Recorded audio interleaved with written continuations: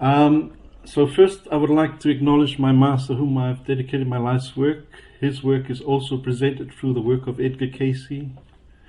I was going to talk about Jesus Christ tonight, but I've already done that presentation last week and posted it on my YouTube channel. So I've prepared another talk, a new talk, only this week. So it took me 6 days to prepare this talk.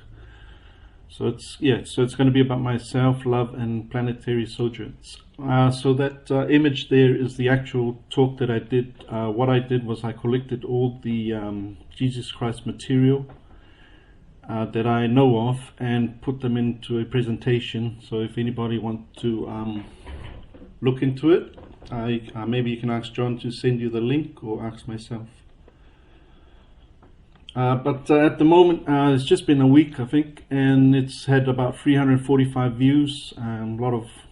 So hopefully it's helped somebody. That's the main thing. Okay, secondly, I would like to acknowledge the board members, the new CEO and executive directors, staff and volunteers of the ARE who tirelessly carry on the Edgar Cayce work day in and day out. And also special mention to the many members of the ARE from the United States of America and around the world who keep supporting this important work.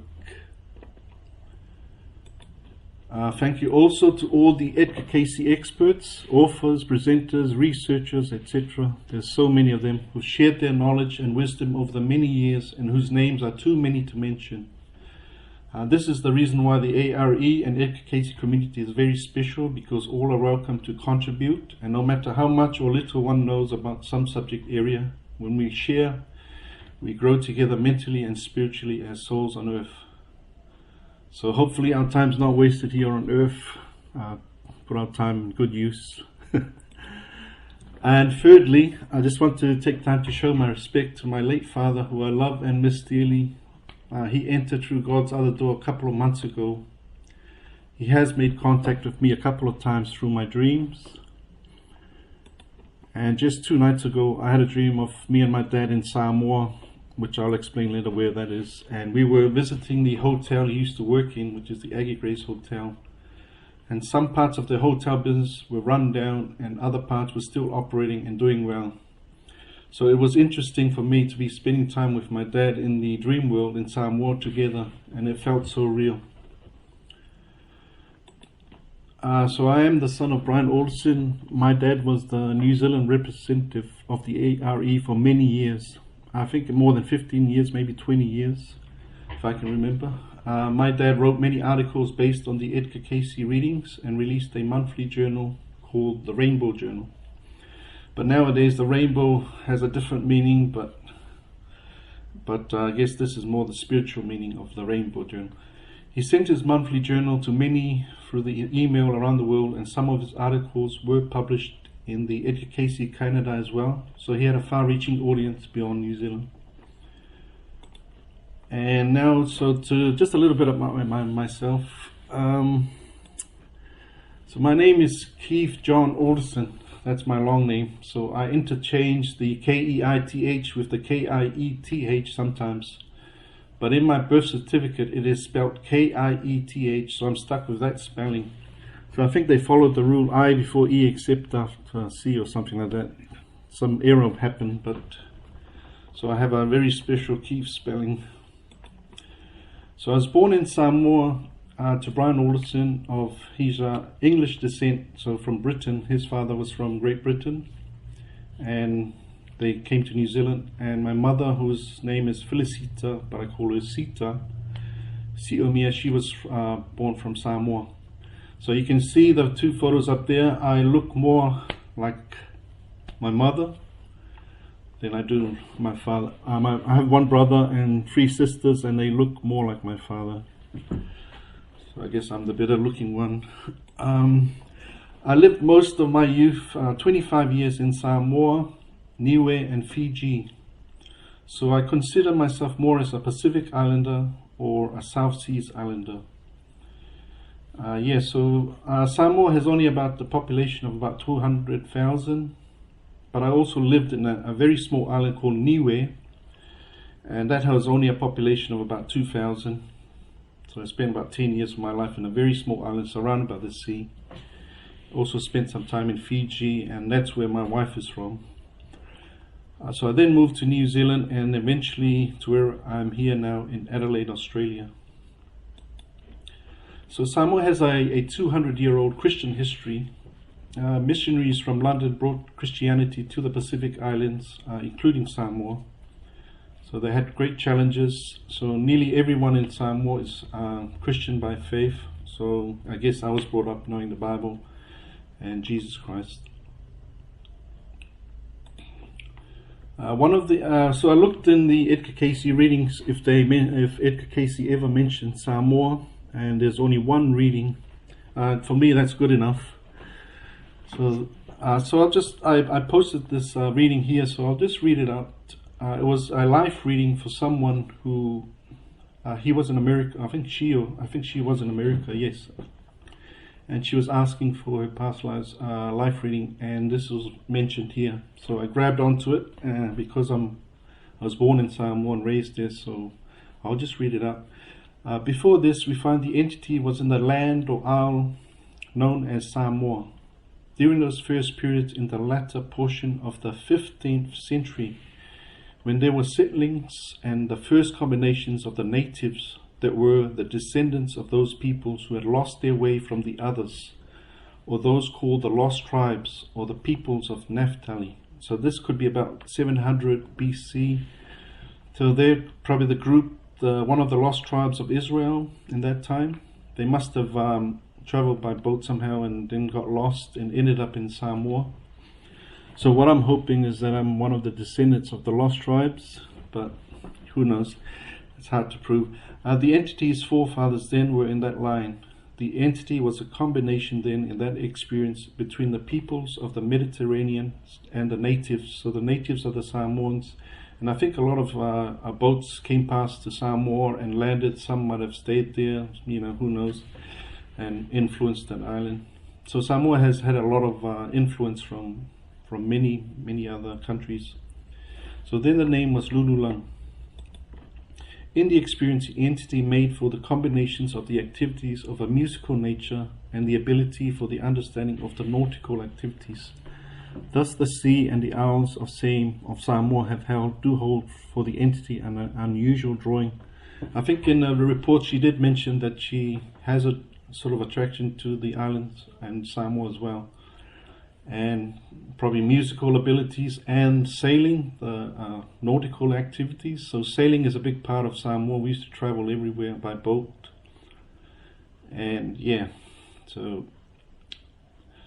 we're surrounded by a vast sea. So we've got more sea than land. So I guess we had to know how to sail and travel everywhere. So I'm currently living in the beautiful city of Adelaide, Australia. I'm in an online search for God Zoom study group with members based in Australia. Yeah, I'd like to thank the study group here because in the last 2 years I've been with them.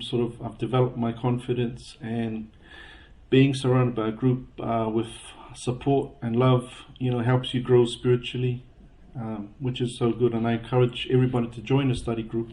You can never meet so lovely and wonderful people that support each other and help each other grow. So Russell Berry is in my study group, who's also the ARE representative for Australia. So he just completed his talk. So where do I work? I work for the Woolworths Distribution Centre, which is the largest supermarket chain in Australia. So basically that photo on the top there is not from our workplace, but I just wanted to give you an idea. We receive sort of full pallets of goods of the same product, and we break them down into, put them into pallets, and then we load. So the photo underneath there, those trucks, the trailers are waiting to be loaded, and we load those trucks, and they get taken to the shops, the supermarkets. So it's a very busy workplace, and so this is probably the busiest time now when it gets close to Christmas. So I asked for a day off on Monday so that I can carry on with the conference, but my team leader bluntly said no, and I had to accept that. So that's okay because we're very busy. So I have many various roles at my workplace. I'm a reach truck driver, so I drive this machine here. I'm also an order selector, so pick orders. I hardly do that nowadays because I've been there 14 years and I've sort of been elevated myself up to being a trainer as well. So I train people. I just trained somebody for a whole week on this machine that goes up and picks up pallets and puts them down. So this photo is not from my workplace, but hopefully you get an idea of what I do a lot as well, and I train people to do this job. So it's a high risk job. There's a lot of things that can go wrong, so it takes patience to train individuals. I was introduced to the Edgar Cayce work when I was just a teenager, about when I was only 13 or 14 years. My dad had a couple of Edgar Cayce books lying around, and I picked it up and I read it, and I was hooked. So I'm 54 now, so we could say 40 years roughly that I've known the work.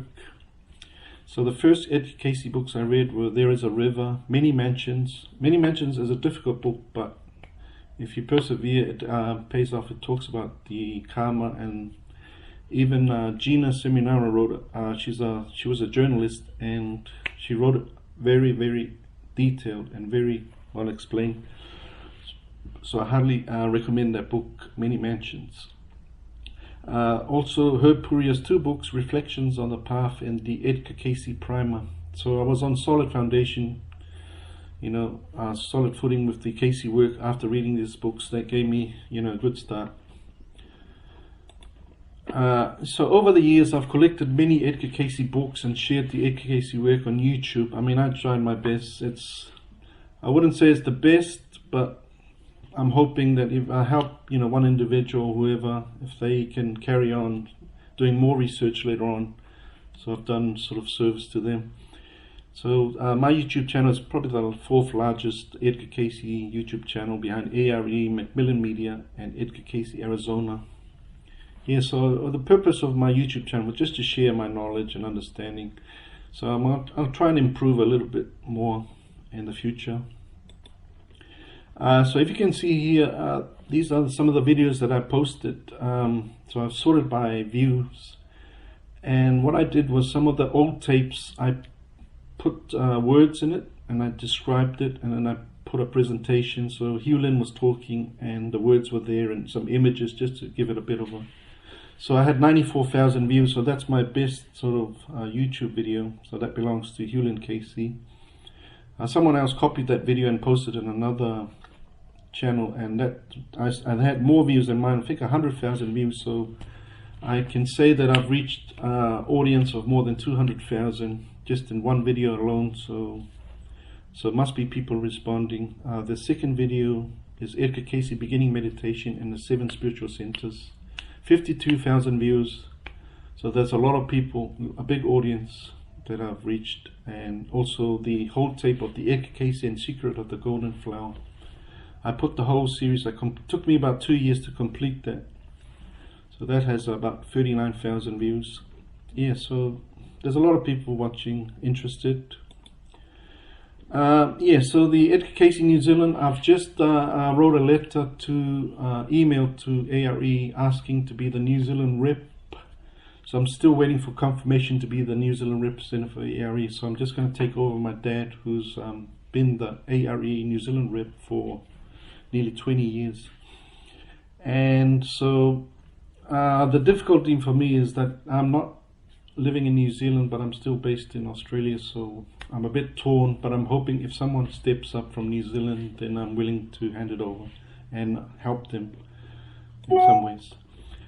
Yeah, so the Edgar Cayce New Zealand, my goal is to carry on the Rainbow Journal that my father started to promote Edgar Cayce's work in New Zealand, to increase member numbers. So basically I'm starting with one myself, and so I have to build it all up again. I did receive sort of his email database, so I might contact a few of them and see what happens. Yeah, maybe update the logo and website as well. Yeah, so that's a little bit about myself. I haven't much to... This is my first presentation, so hopefully I'll improve over time. So I'll move on to the next one, which is love. So I'll just... So basically this love was, for me, was just a collection of stuff that I picked, I sort of gathered from all the Edgar Cayce material. and just hope you like it. So love the Lord your God with all your heart. Keep thine feet firm in the way the Lord may direct thee, knowing that his whole gospel is in love the Lord thy God with all thine heart, and thy neighbor as thyself. In thy activities then make the way known that the Christ loves every soul and wills that none should be lost. So that's his main mission here on earth, and our mission as well, to help every soul on earth. So where is love manifested? So I looked into the Edgar Cayce reading 26245, which is the love readings, and it starts off, yes, we have the group as gathered here as a group and as individuals, and their work in preparation of the listen, love. Each may find in this that which is being sought by each in the study of the listen, and that which each seeks to manifest in the listen. So not only we look for it, but we must manifest, put it into practical application. So as each goes forth to make manifest, each may find that sort. And then it carries on showing where can be love manifested, or where can you see it happening. In that expressed in a baby's smile, in the hope, the light, the seeking, the manifestation of that which is love undefiled. In the rose, as it seeks, with that it has to do with, to make manifest that beauty in expression that may glorify its maker. So I remember, I think one of the readings had asked the symbols for love, and they gave lily, but Edgar Cayce said no, it's not lily, it's the rose. So for some reason rose means love, so I don't know why, but there must be a reason why he chose love. Rose as the symbol for love. In the friendship, in that which speaks without thought of self, that which makes for the expressions of love glorified through the friendliness that comes with friendship. And this still all part of the reading 26245. In that as reasons for the beauty of a song, in the harmony that shows forth in the expression of the soul within, whether in instruments or the soul raised in praise to the giver of light. In the expressions of the duty that may be the lot of one, that without thought of self shows forth in the acts of life that first thought of the duty from a material standpoint. Yet the love made manifest from wholly showing forth his life, his love, till he come again.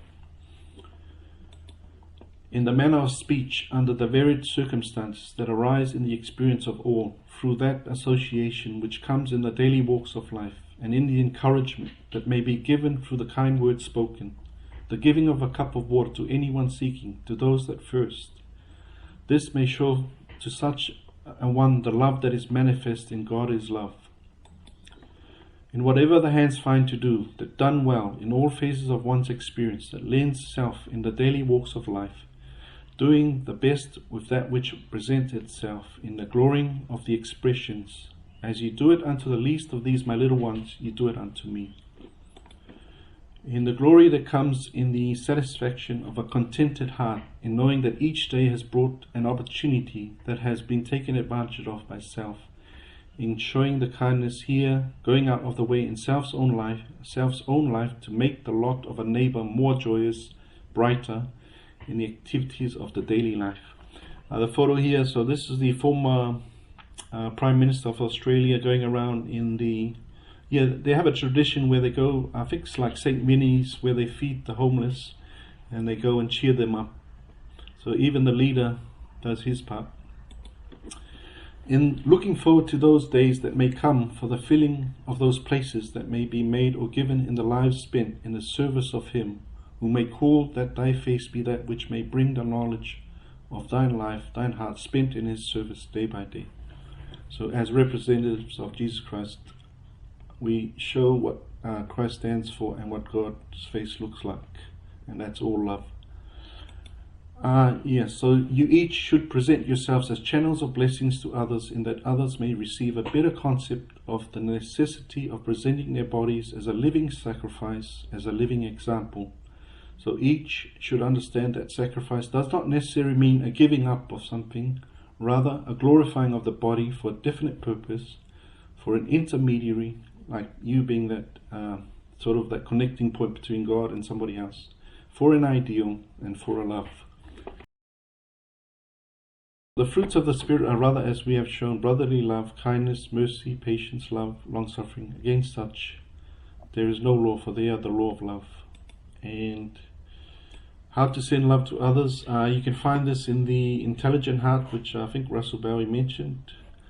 So these two books are very, very good. So I sort of do this sort of similar way where when I meet somebody, I always send love towards that person, no matter how they look. It doesn't matter what they look or their appearance. I send that love, and hopefully they'll pick it up and pick up the vibrations, and then there's some respect between the two of us, between me and that person. So you bring that person into mind. So this is a sort of a different variation. You bring that person into your mind, think of their face or name, and then think of the things you appreciate about them. Dwell on the positive qualities of that person's life. Feel your appreciation or care for them.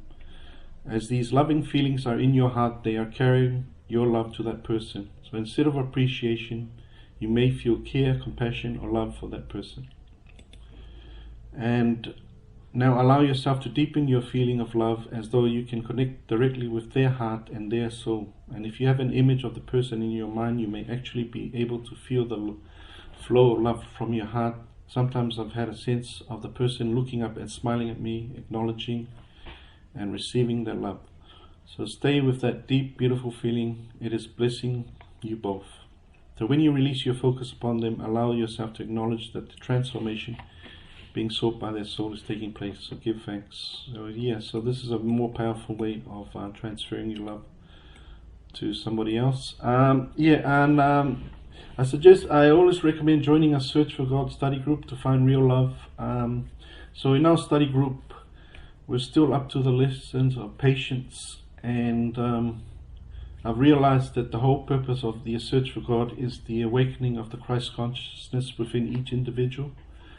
And when you get up to the open door, you should feel something. You should feel some connection, because in the Search for God, the open door introduction, it says there, the door to the kingdom of the Father is through the life, the spirit of the life manifested in the Christ consciousness in the material world. It is opened only by the efforts of an individual. And throughout the previous lessons, so this open door was the 8th or 9th lesson, I think. And all the previous lessons, continual emphasis has been placed upon the awakening of the Christ consciousness.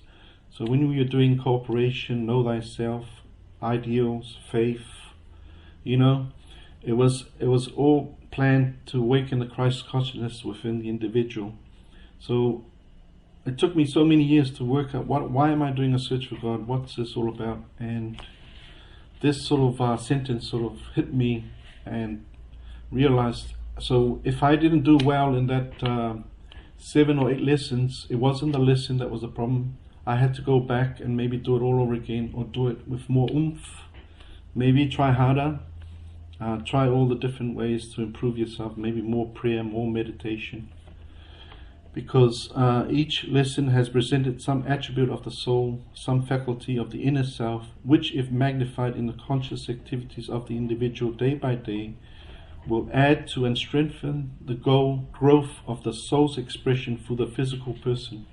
So it's about growing spiritually, and and that's what I've learned in the last 2 years in my study group. I've grown as a soul, and I've learned to express my soul through my physical body, and not be afraid to do so.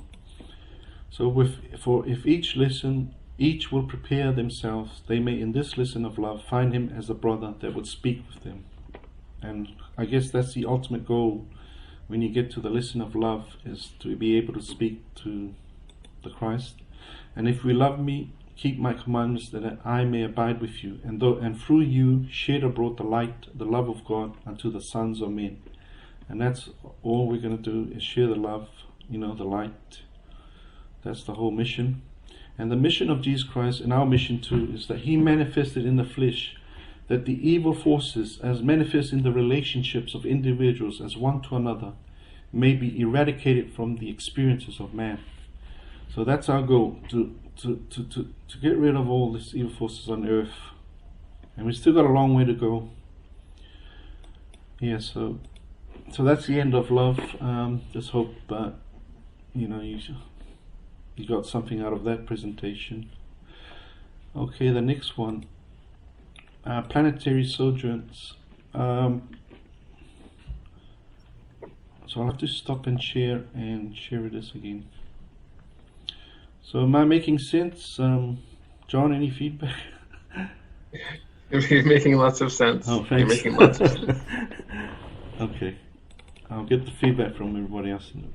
So Planetary Sojourns. So this is not an easy subject. I've been mulling over this Planetary Sojourns for many years, and so this is my sort of small talk to it. I mean, it's still a long way to go, but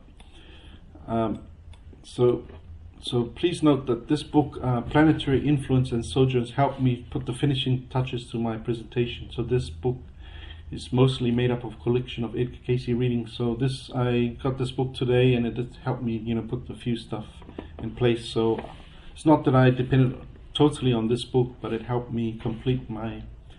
So you can imagine I put this presentation in 6 days, but I had other resources to refer to my past.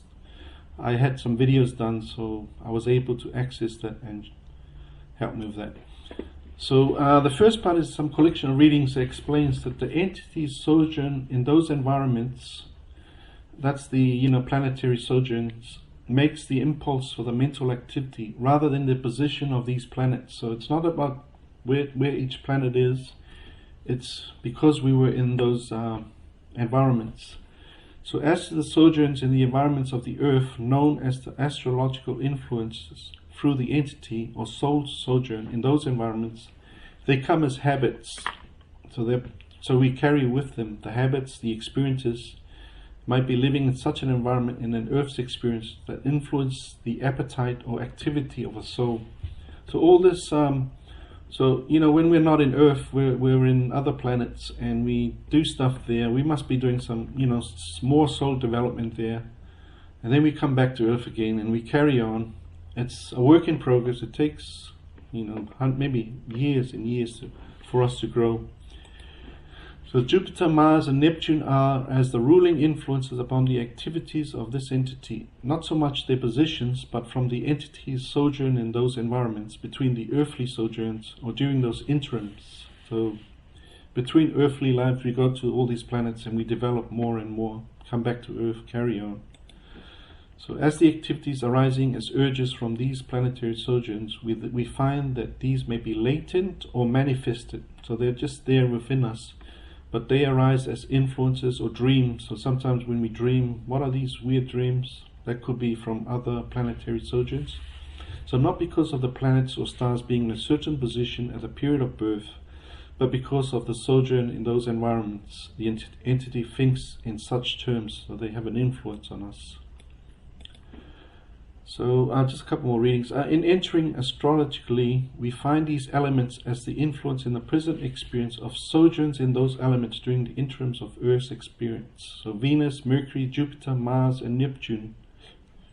In the influences these have or bring to bear in the present experience, they come not wholly in the order as given, yet love, other than material, rules, governs, guides, guards, the life in the present experience of the entity. So love or Venus influence rules or governs the experience. So I guess that's a good sort of influence to have in one's life, is love from Venus.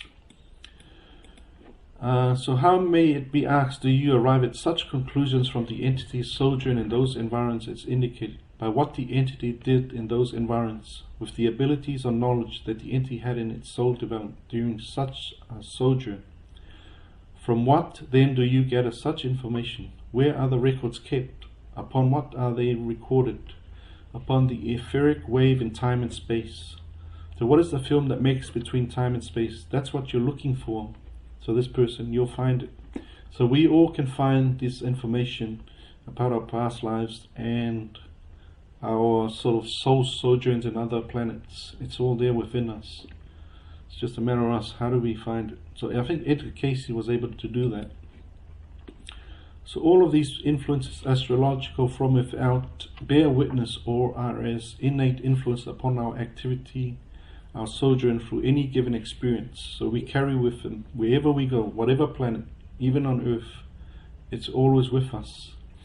So not because we were born at the sun in this sign or that, nor because Jupiter or Mercury or Saturn or Uranus or Mars was rising or setting, but rather because we were made for the purpose of being companions with Him, a little lower than the angels who behold His face ever yet, as heirs, as joint heirs with Him, who is the Saviour, the way.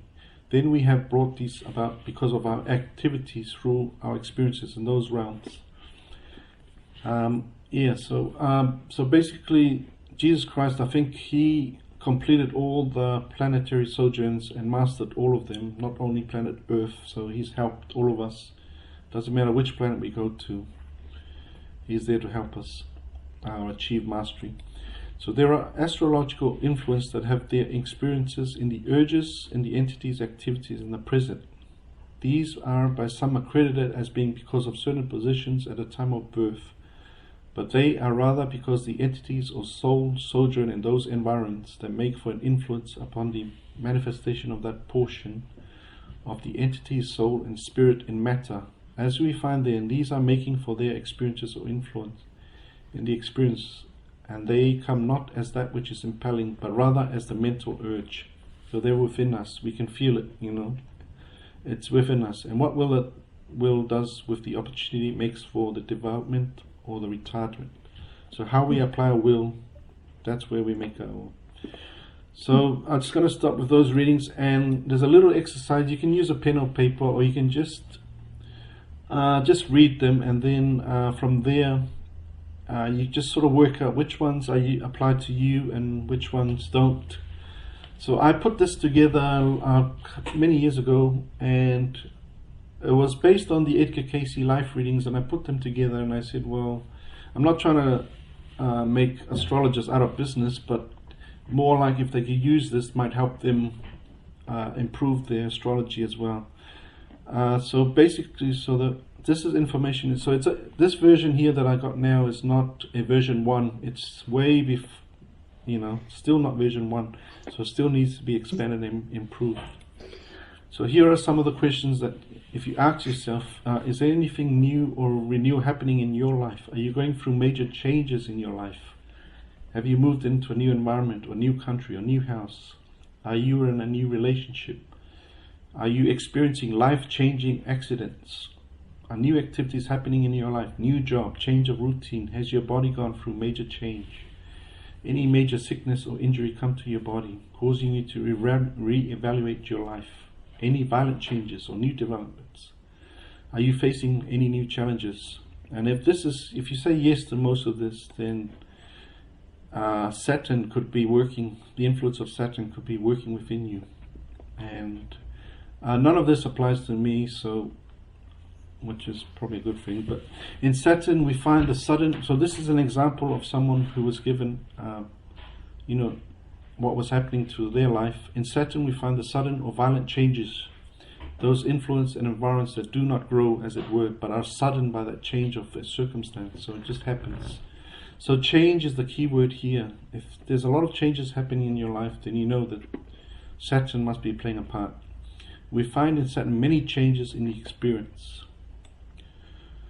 So the next set of questions: do you live near the sea or any large body of water? So when I was young, I used to live in Samoa, and we were surrounded by the sea. So I would say Jupiter had a big part in my life. So maybe I was in Jupiter. So do you live near a beach, a lake, a river stream? Do you like peculiar or odd things? Have you met anyone who has traveled by boat, plane, over the seas? Do you travel overseas regularly? Are you a mystic or occultist? Do you have quick perception, intuitive abilities, and are you a natural hypnotist? If you answer yes to most of this, then Neptune might be influencing your life. And I'll just give a couple of examples what Edgar Cayce said for some people. In Neptune we find the influences such that the large bodies of water should be close to the dwelling of the entity. In Neptune we find the interest in those things of a mystical nature, those things that are of art and water. So Neptune stands for water. Another set of questions. Are you overactive? Do you have an abundance of energy? Do you have a temper? Are you aggressive? Are you hard-headed? Are you resentful? Do you easily become riled? Are you domineering? Are you quick to anger? Are you easily irritated? Are you easily upset when you don't get your way? Do you love active sports? Are you always angry, or do you have anger issues? If you answer yes to most of them, that means Mars, the influence of Mars is working within you. So sometimes you cannot control these forces, they come out. You're angry for no reason, or just doesn't take much for you to get angry. So must be the Mars influence within you that's coming out. So in one reading here, for example, for the inclinations for the Martian influences are for anger to easily arise in the experiences when the entity is fraught or frustrated in its activities, in the associations, in its determinations. So you can see how the influence of Mars creates that anger force. And that anger force can be used positively as well, to be active and to do something. So I think sports people have that strong Martian influence in them.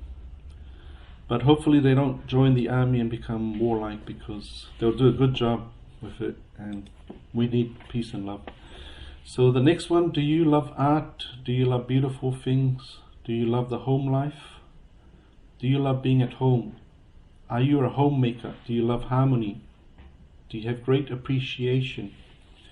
Do you make loving relationships? Do you love your children? Are you lovable and lovely? Do you love beauty? Are you an artist? Do you love romance? Are you graceful?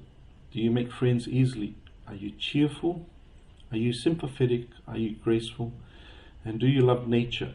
Do you love natural sources of beauty? Does love motivate you? And I guess we all know what that planet is. And if you answered yes, that's Venus working within you. So I have a couple of examples here for people that had their life readings. Through influences from sojourns in the Venus environs, the entity is a lover of beauty, especially of song. So there's different ways to express love. You can use art, music, whatever. One that is in that position of making friends easily. In those of Venus forces comes the love that is innate in the experience of the entity. So that love within you, or because of your sojourn in Venus. So do you suffer from extremes? Are you very optimistic, then very pessimistic? So there's a swing here. Are you very well, then very ill? Are you interested in a cult? Do you swing from one extreme to another? Do you lack love and affection, then show too much love and affection? Do you show contradictory behavior? Are you meek and then wild? Are you quiet and then very active? Are you eccentric, moody? Do you show over-enjoyment, then recluse or sulk? Are you very emotional and then have no emotions? Or do you suffer from wild mood swings? So the planetary influence that's doing this, that's within you, is Uranus. So that's having an effect in your life. So a few examples here from the life readings. In Uranus we find the extremes and the interest in the occult or the mystical. This is well if it is balanced in the spiritual nature. In the Uranian influence we find the extremes. The entity will be at times very beautiful in character, at others very ugly, so one extreme to the other. Very beautiful in body and mind, at others the other extreme. So it's swinging from one side to another, like a pendulum. So we're getting close to the end of this exercise. Are you super intelligent? Are you mentally adaptable? Do you have keen sense of justice and judgment? Do you have very good reasoning abilities? Are your mental abilities very good? Are you insightful and perceptive? Are you a teacher, instructor, journalist? Do you think through a lot of things? Are you analytical, mentally efficient? Are you a mechanic, mathematician? Can you visualize things clearly or solve difficult problems? Are you mathematical precise or quick-witted? Are you a judge, linguist, scientist, analyst? Are you curious? Do you seek knowledge and wisdom? Are you quick in your mental capacities? Are you a psychologist, statistician, writer, or a good conversationalist? So then if you answer yes to this, it's like Judge Judy. I think Judge Judy would definitely be from Mercury and Jupiter. So if you answered yes to this, it's because Mercury, your stay in Mercury helped with your intelligence, super intelligence. To give one example of a reading from here. In Mercury, find one of high mental abilities.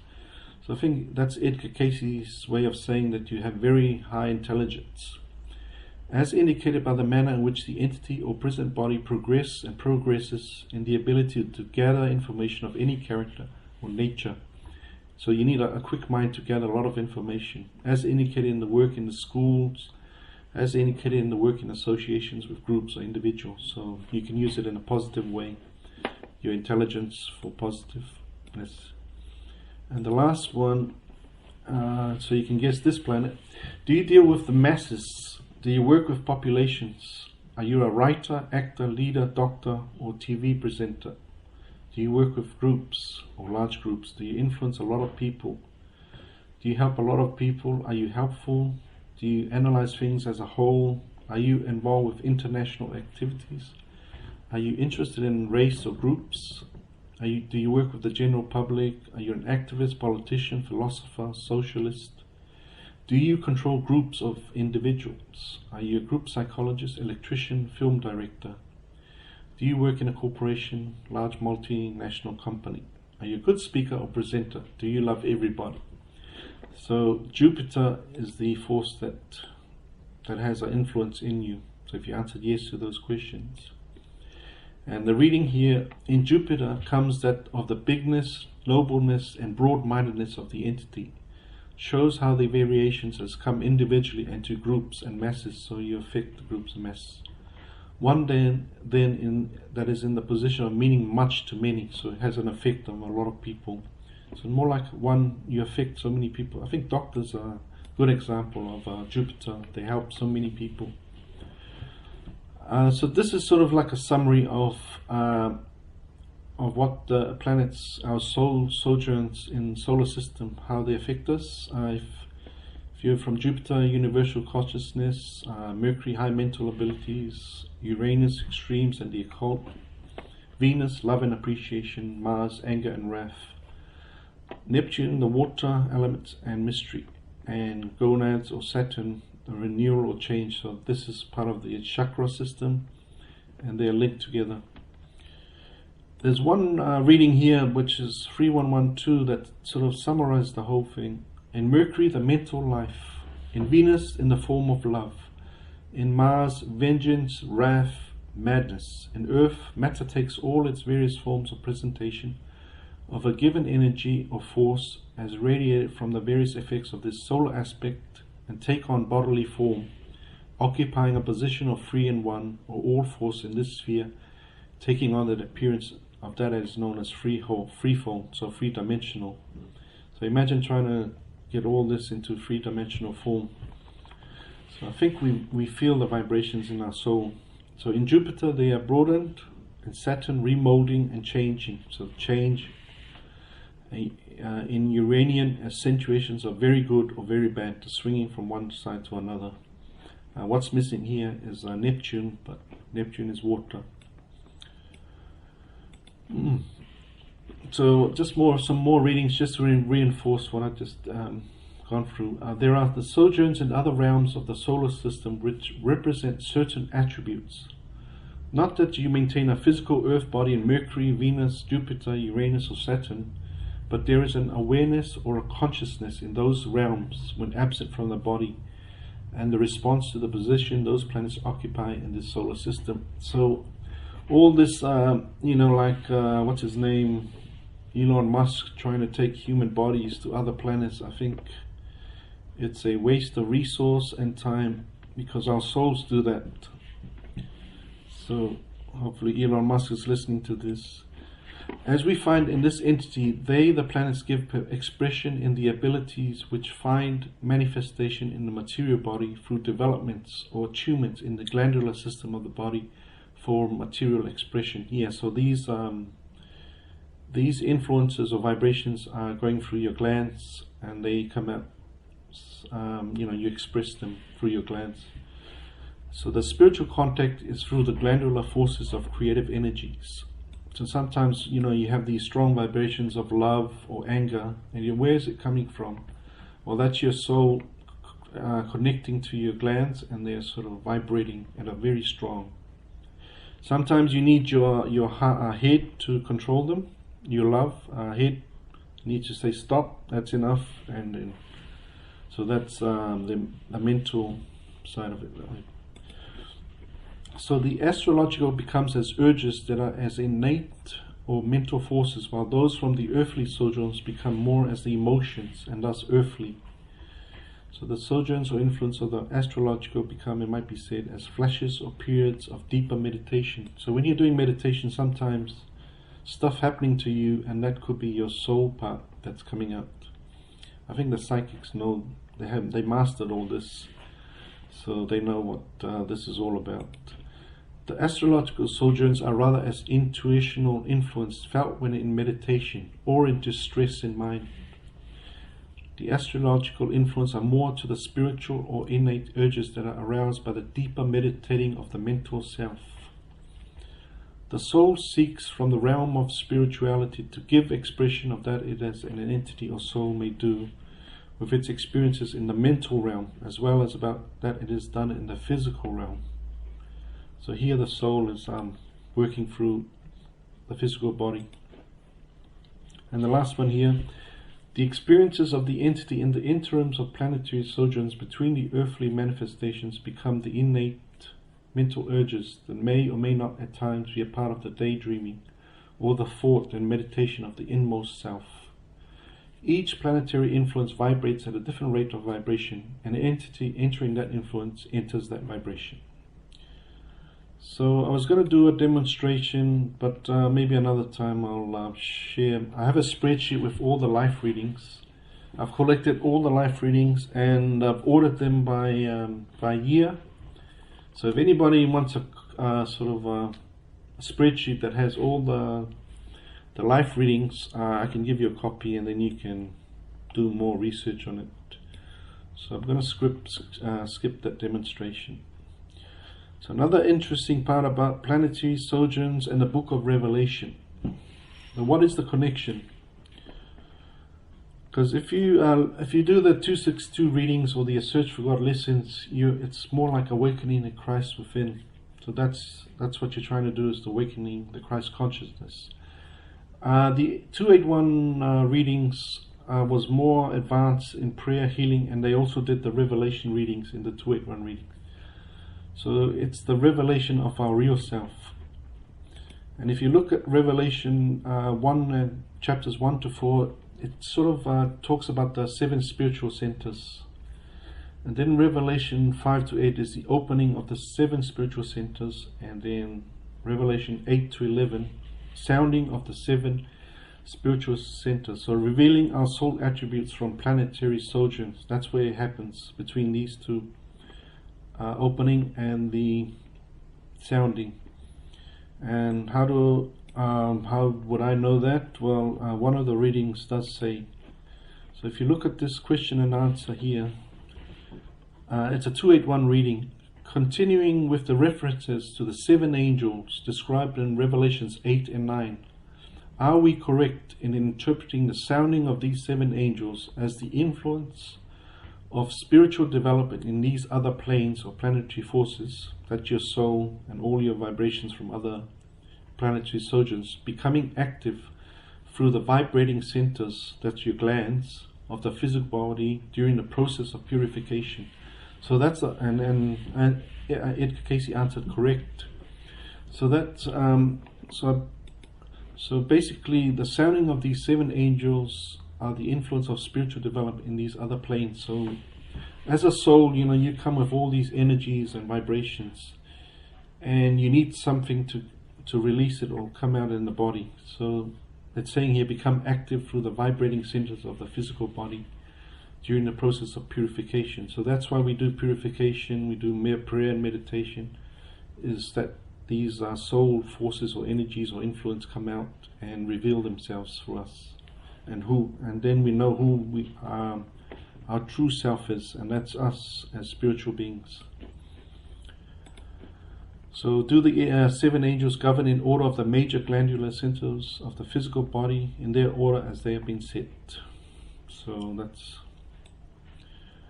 So in summarizing that, the purpose for each soul's experience in materiality are that the book of remembrance may be open. So that's all your planetary sojourns, your earthly lives may be open, that the soul may know its relationship to its maker. So where you're at with your soul journey on other planets and planet Earth. But there is a warning. So is the book of the 7 seals the human body with the 7 spiritual centers? This is correct.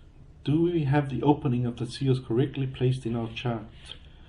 As each is called, give advice that will help us in properly opening these centers. So that's Revelation 5 to 8. They wanted to open their spiritual centers, but Edgar Cayce interrupted and said, first, let's give us this. Do not attempt to open any of the centers of the book until self has been tried in the balance of self's own conscious relationship to the creative forces, and not found wanting by the spiritual answer in self. To that rather as is seen in the manner in which the book itself becomes as that in the whole body, which may be assimilated by the body and then taken properly. In these then them has been said, as you have in thine outline, these are well, do not misuse them. So another warning is do not take drugs. You got to do it properly. That's my take from it. So avoid drugs and alcohol. Also the 2 witnesses mentioned here, basically the 2 witnesses are your mental body from planetary sojourns and your emotional body from your past lives that are within you. So that's why I think this book here, Jeffrey first wrote this book called Story of Attitudes and Emotions, and I realized the attitude are the planetary sojourns, affects your attitude, and your past lives affects your emotions. So we're going to skip this. I'll just read this. An individual experience in the earth plane is motivated by that which arises from its sojourns in the influence of the consciousness outside of the physical being. So that's, or as you would say astrologically, the sojourn in the environment of Venus, Jupiter, Mars, Neptune, Saturn, Uranus, Sun, Moon, and the constellations, and those effects upon same emotionally from the innate forces from planetary sojourns and by the emotional effect from sojourns in the earth. So I think if you go back thousands of years, I think those souls knew who they were as souls, and that's why they were sort of in touch with the universe. And I think for us now, we're sort of encased in bodies and we're trying to find our way and what does everything means. So so I'm going to skip all this part here and go. So planets are like soul charging stations. We go there and we develop, new. So Saturn for changes, Neptune, we go there to get charged and, to affect us mystically maybe. Mars, anger, activeness, we need to develop that and we go to those planets. Venus, that's for love. Harmony, art, I think we learn a lot from there. And Uranus, that's the extremes, so how we handle it.